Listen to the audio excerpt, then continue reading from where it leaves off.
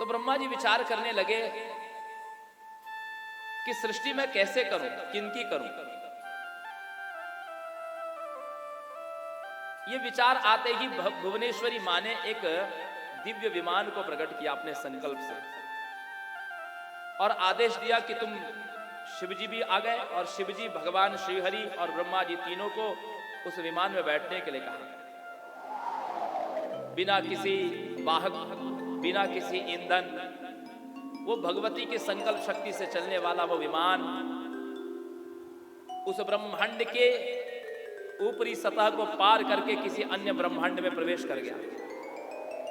एक अन्य ब्रह्मांड में चला गया जहां पर पहले से ही देवता आदि की सृष्टि पहले ही हो चुकी थी। ब्रह्मा के सृजन करने के पहले किसी अन्य ब्रह्मांड में देवताओं की सृष्टि है। वहां पर स्वर्ग है, वहां पर इंद्र है, अग्नि है, वरुण है, कुबेर है, वायु है, यम है, निऋति है। ये सब देवता, गंधर्व हैं, अप्सराएं हैं, पहले से किसी ब्रह्मांड में है। ये बात ब्रह्मा जी को बड़ी आश्चर्यचकित लगी।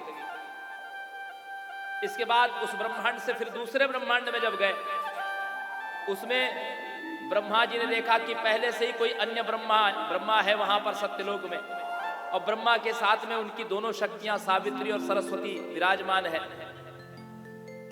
एक सुंदर दिव्य ब्रह्मलोक बना हुआ है। तो ब्रह्मा जी को पहली बार पता चला कि मेरे अलावा और भी ब्रह्मा है। फिर उस ब्रह्मांड को छोड़ करके फिर और एक अन्य ब्रह्मांड में गए, तो जहां पर वैकुंठाधिपति भगवान विष्णु ने अपने जैसे ही विष्णु को देखा, क्षुद्र विराट को, जिनके साथ लक्ष्मी जी हैं, उनके गण आदि हैं। उस विष्णुलोक की संपदा का दर्शन करके भगवान विष्णु को भी पहली बार पता चला कि मेरे अलावा भी कोई विष्णु है। फिर उस ब्रह्मांड को छोड़ करके अन्य ब्रह्मांड में जब गए, तो वहां पर शिवलोक में जब प्रवेश किया विमान, तो शिवजी ने देखा आश्चर्यचकित कि उनके अलावा भी कोई कपर्दी है, और वहां पर उनके साथ में पार्वती विराजमान है। शिवजी को यह बात जानकर के बड़ा आश्चर्य हुआ कि मेरे अलावा भी कोई रुद्र है। भगवती ने कहा कि ऐसे ये केवल दर्शन करा रही है, ऐसे अनेकों ब्रह्मांड है, प्रत्येक ब्रह्मांड में ब्रह्मा है, विष्णु है, शिव है। उन ब्रह्मांडों की कोई गणना नहीं।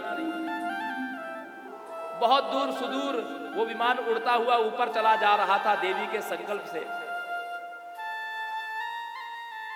फिर क्या देखते हैं कि एक समुद्र है जो अमृत का समुद्र है। उसके मध्य में एक भूमि है जो मणियों से, मणि आदि रत्नों से जड़ित है। उस द्वीप का नाम है मणिद्वीप, क्योंकि उसकी भूमि मणियों से जटित है। और उसके मध्य में एक सुंदर सा दिव्य भवन है, जिसकी फर्श पुष्पराज की बनी हुई है, जिसकी सीढ़ियां माणिक्य आदि की बनी हुई है।